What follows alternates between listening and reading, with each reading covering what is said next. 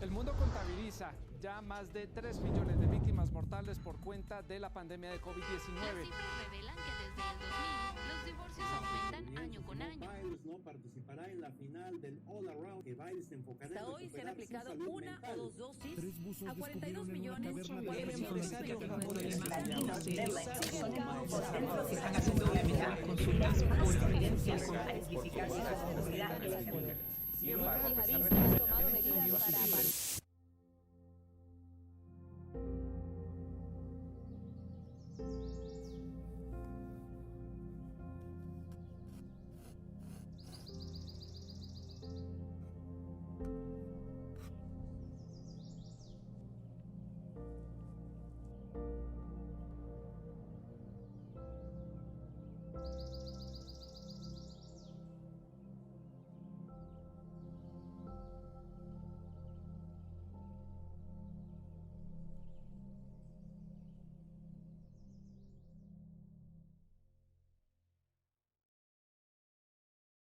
Qué gusto verlos nuevamente el día de hoy. La semana pasada iniciamos una nueva serie que se llama El mundo aún está en sus manos. Y la verdad, ¿sabes qué? Yo creo que esta serie es muy relevante, y la razón que creo que es muy relevante es porque en el tiempo que nos encontramos es exacto para esta serie. Y este nombre, la verdad, es una afirmación. El mundo aún está en sus manos. Alguien podría decirlo como pregunta y decir, ¿Dios aún tiene el mundo en sus manos? Y definitivamente la respuesta es sí, claro que sí, el mundo aún está en sus manos. Ahora, déjame decirte algo, sí, en los tiempos de incertidumbre, y lo veíamos la semana pasada, es donde más nos acercamos a Dios, ¿sí o no es cierto? En los tiempos de incertidumbre, ¿cuántos de ustedes han estado alguna vez en una etapa muy difícil de su vida? Y es en ese tiempo precisamente donde tú buscas más a Dios, como nunca antes en tu vida lo habías buscado. Quizá lo normal para ti es no pensar en Dios de manera constante, y de repente en ese tiempo de prueba, en ese tiempo de incertidumbre, empiezas a pensar más en Él. O tal vez tú sí piensas en Dios, pues de alguna manera lo haces muy poco, no tan mucho, pero realmente es en ese tiempo donde comienzas a buscarlo más todavía. Y en un tiempo complicado de tu vida, comienzas a hablar con Él, o tal vez hablas con Él con frecuencia, pero en esos momentos comienzas a hablar un poco más con Él, cuando pasas por la incertidumbre. El punto es que en esos momentos de incertidumbre es donde más nos acercamos a Dios, independientemente qué tan lejos estés de Él o qué tan cerca estés de Él, es en el tiempo que nos acercamos más a nuestro Padre Celestial. Y la mayoría de nosotros, la verdad es que, la tendencia de la mayoría de nosotros es movernos en esa dirección, ¿sí? Hacia Dios en tiempos difíciles. Es por eso que en esos tiempos Dios de alguna manera hace más en nuestras vidas que en cualquier otro momento o etapa de nuestra vida. cuando te sientes tan inseguro por esa nueva etapa de vida que estás iniciando, cuando no sabes si el negocio se va a dar o no, cuando no sabes si esa persona que tanto amas se sanará o no se sanará, o si esas personas con las que de alguna manera habías decidido pasar toda tu vida va a regresar o no va a regresar a tu casa, a tu vida una vez más. En esos momentos es cuando nos movemos más hacia Dios como nunca antes lo hacemos en nuestra vida. Y la semana pasada vimos un principio, un texto de la Biblia, un verso de la Biblia que escribió el apóstol Pablo que dice lo siguiente: ahora bien, sabemos que Dios dispone todas las cosas para el bien de quienes lo aman, los que han sido llamados de acuerdo a su propósito. Otra versión dice que ahora bien, todas las cosas nos ayudan a bien a los que amamos a Dios. Ahora, Dios usa entonces todas las cosas, aún las cosas más difíciles de nuestra vida, y Él las va a usar para mi bien, es lo que dice este texto, ¿sí? Y lo que hemos experimentado, entonces, esto, de alguna manera, somos testigos de que es cierto, de que es una verdad, pero una muy buena pregunta, y que es tan importante en nuestro crecimiento, en nuestra historia de vida espiritual, que nos podemos hacer es la siguiente: ¿qué se supone que debemos hacer mientras tanto? ¿Sí? ¿Qué se supone que debemos hacer cuando la incertidumbre se vuelve más grande en nuestra vida? Cuando las finanzas están abajo en nuestra vida, cuando nos sentimos más solos que nunca en nuestra vida, ¿sí? Cuando la respuesta no termina de llegar, cuando la salud no mejora, o sea, ¿qué es lo que debemos hacer? Y justamente es el mismo Pablo quien responde a esta pregunta que te acabo de hacer. Y básicamente, para darte contexto, Pablo comenzó a viajar alrededor del Mediterráneo y comenzó a fundar iglesias. Era una labor difícil, complicada, muchos retos, pero finalmente tuvo éxito. Y una de las primeras iglesias que Pablo fundó está en Filipos, la iglesia de los filipenses se le conoce, o la carta que escribe después a los filipenses. Después Pablo, de que está plantando iglesias, fundando iglesias, regresa a Jerusalén una vez más, y aunque le advertían a algunas personas que no lo hiciera, porque los líderes judíos querían frenarlo, se sentían amenazados, sentían que Pablo estaba corrompiendo el judaísmo, que Pablo estaba diciendo que se podían acercar a Dios para adorarlo, para ser amado por Él, sin tener que convertirse al judaísmo. Entonces ellos intentaban matar, frenar a Pablo. Y entonces en una de estas las autoridades romanas llegan, Pablo era ciudadano romano, se lo llevan a Roma para ser juzgado por unos cargos que la verdad no tenían nada que ver con la ley romana, pero Roma trataba de mantener las cosas en paz en Palestina y por eso es que deciden llevarse a Pablo prisionero. Se lo llevan a Roma en un barco, un viaje súper complicado, tú lo puedes leer en la Biblia, una tormenta hizo que naufragaran por 3 meses, finalmente llegó a Roma preso y lo mantuvieron en esa calidad de preso durante 2 años en una casa, mientras él esperaba ser llevado a un juicio. Estando preso en ese lugar, en esa casa por 2 años, Pablo comenzó a escribir cartas a todas las iglesias que él había plantado, y una de ellas es precisamente la que vamos a leer el día de hoy, y saber el contexto en el cual Pablo estaba escribiendo esta carta le da un sentido muy especial a las palabras que Pablo está escribiendo en esa carta, porque cuando Pablo escribió esta carta lo acababan de apedrear a tal punto que lo creyeron que había fallecido, había muerto, había sido azotado, había sido arrestado, lo había mordido una serpiente en todo ese lapso de tiempo, y ahora estaba preso en Roma con la seguridad que el juicio que le iban a hacer iba a terminar en una sentencia de muerte. De hecho, la historia dice que Pablo termina con su decapitación. Ahora, entonces lo que Pablo escribe es este texto extraordinario. Él dice en Filipenses 4:4, dice: alégrense siempre en el Señor. Insisto, dice Pablo, alégrense. Y por supuesto que cuando tú lees este verso, este texto, de inmediato piensas, ¿de qué estás hablando, Pablo? Pablo, tú no sabes lo que estoy pasando en este momento en mi vida, la incertidumbre tan grande, y tú me dices que me alegre, me insistes que me alegre, pero lo que está en las palabras de Pablo es algo de verdad, es algo increíble, es algo extraordinario. ¿Sí? Mira bien, si si le quitáramos nosotros la parte de en el Señor, o sea, alégrense, y tú le quitas en el Señor, y en lugar de eso colocáramos otra cosa, a lo mejor de seguro lo entenderías. Si le pongo, alégrate en tu carro, en tu camioneta nueva que acabas de sacar de la agencia, tú dirías, claro que me alegro en eso. Alégrate en el aumento de sueldo que te acaban de dar, claro que me alegro en eso. Alégrate en la beca que le dieron a tus hijos, claro que lo hago. Pero la verdad, alégrate en que ella regresó o él regresó, o alégrate en que te dieron el contrato que tanto esperabas, claro que lo entenderías. Entenderías por qué tendrías que estar alegre. Todos sabemos entonces lo que significa estar alegres, alegrarnos en algo que nos deleitamos en esa noticia, y es justamente lo que Pablo de alguna manera está tratando de decirnos.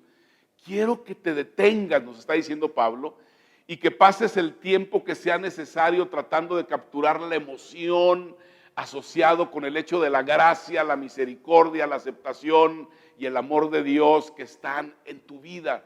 Quiero que aceptes esa emoción de lo que eso representa, recrearme en quién, en el Señor. A lo que se refiere Pablo realmente es a esto. Enfócate en reflexionar en la bondad de Dios, enfócate en reflexionar en la misericordia de Dios en tu vida, en lo que Él ha hecho en tu vida, hasta que tus emociones se alineen con esa realidad. Sí, es decir, dices, claro, lo hago. Tú y yo no nos detenemos por lo regular a reflexionar en lo que Dios ha hecho por nosotros y en nosotros, y no nos detenemos a reflexionar en lo que esto realmente significa.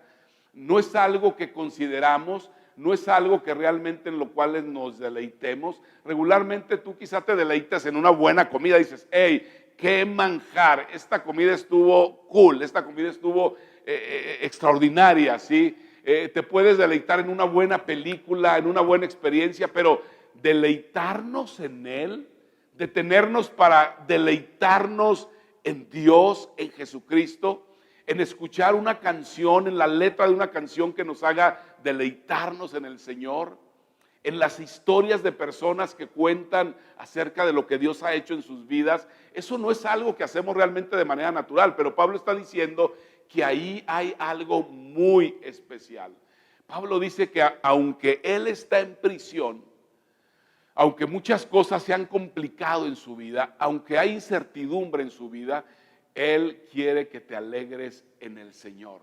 Y luego dice lo siguiente, que su amabilidad sea evidente a todos, dice, a todos. O sea, perdón, no dejes que las circunstancias afecten la manera en cómo tratas a los demás. No permitas que la incertidumbre afecte en cómo te relacionas con otras personas. Tú puedes seguir siendo amable con otros. Y luego dice, el Señor está cerca, dice. Es decir, Dios no se ha ido a ningún lugar, Él está cerca. Y luego continúa hablando de un texto en el verso 6, dice, no se inquieten por nada, o sea, no te preocupes por nada. Repítelo ahí donde estés, di, no me voy a preocupar por nada, no me voy a inquietar absolutamente por nada. Y claro, entiendo que estas palabras pueden ser agresivas, irritantes para cualquiera de nosotros que esté pasando por algo difícil, por una situación complicada. Alguien se te acerca y te dice, no te preocupes, Alfonso, todo va a salir bien. Cuando tienes a tu mamá con un diagnóstico de muerte en un lugar y tú dices, a ver, espérame, ¿cómo que todo va a salir bien? ¿Cómo se te ocurre decirme eso a mí en este momento? Y el consejo de Pablo no se queda en ese lugar, en ese momento. Él nos dice algo todavía más extraordinario. Él dice, no se inquieten por nada, más bien, dice Pablo, en toda ocasión, con oración y ruego, presenten sus peticiones a Dios y denle gracias. Si leemos muy rápido este verso que te acabo de leer, nos podemos perder el significado de este texto, ¿sí? Porque puedes llegar a pensar, a ver, Pablo, espérame tantito, ¿sí? ¿Qué crees que he estado haciendo durante este tiempo? He estado orando más en este tiempo que en cualquier otro tiempo de mi vida. Y dice que en cuántas ocasiones, en toda ocasión debemos orar. Quiero que veamos de nuevo este texto. Dice, no se inquieten por nada, más bien en toda ocasión, con oración y ruego, presenten sus peticiones a Dios y denle gracias. Es un texto poderoso, la verdad. Presenten sus peticiones a Dios y denle gracias. La palabra griega aquí para presentar, para presenten, quiere decir revelen. Entonces lo que Pablo realmente nos está diciendo es esto: no quiero que tu oración sea esa oración convencional que haces de Dios, por favor ayúdame, Dios me siento muy solo, envíame a alguien. No. Lo que Pablo está diciendo es decir, quiero que vayan más allá en su oración. Quiero que pases el tiempo necesario para entender por ti mismo lo que está en tu corazón y luego revelárselo a Dios, qué es lo que quieres en lo más profundo de tu ser. ¿Cuál es tu petición? O sea, por encima de Dios te necesito, de Dios necesito un trabajo, de Dios quiero un carro, de Dios necesito vender la casa, de Dios necesito tener amigos, de Dios necesito una pareja en mi vida. ¿Qué es lo que realmente deseas? Pablo dice, revélale a Dios qué es lo que realmente deseas en tu corazón, cuál es el anhelo más profundo de tu corazón. Díselo a Dios, es lo que está diciendo Pablo. Lo expresaría de la siguiente forma: en tiempos de incertidumbre, nuestras inseguridades más profundas salen a la superficie. Cuando no sabes qué va a suceder y sale esa inseguridad en tu vida. De tal manera que entonces pasamos a lo siguiente.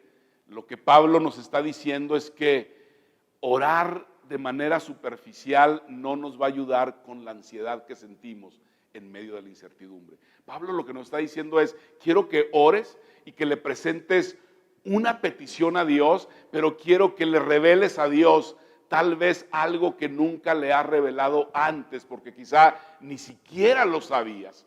Y cuando vamos más allá de Dios, ayúdame en esto, por favor, ayúdame a conseguir trabajo, ayúdame en mi matrimonio, lo que está detrás de todas estas cosas que realmente necesitamos sale a la superficie.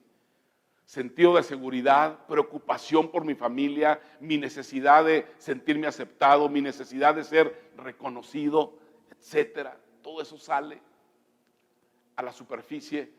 Y ve lo que dice el texto siguiente: y la paz de Dios, que sobrepasa todo entendimiento, cuidará sus corazones y sus pensamientos en Cristo Jesús. No la paz que viene de las cosas que salieron bien, o la paz que viene de que todo va marchando a la perfección. No. Esa paz es la paz del mundo, la que viene de las circunstancias. Pablo está diciendo la paz de Dios. Di conmigo ahí, paz de Dios.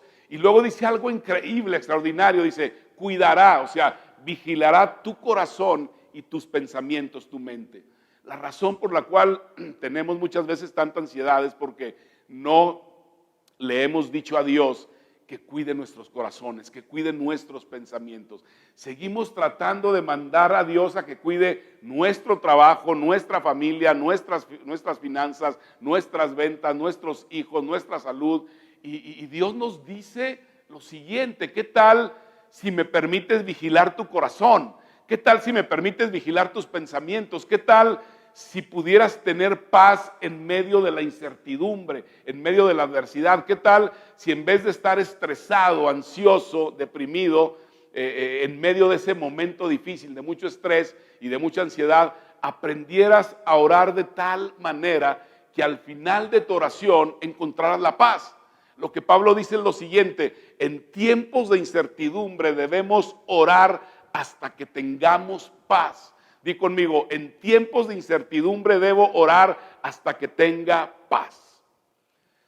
Acércate a Dios, por favor, con todo tu corazón, totalmente rendida a Dios, pero no hasta que las cosas cambien, no hasta que el mundo cambie, no, porque puede que no cambie,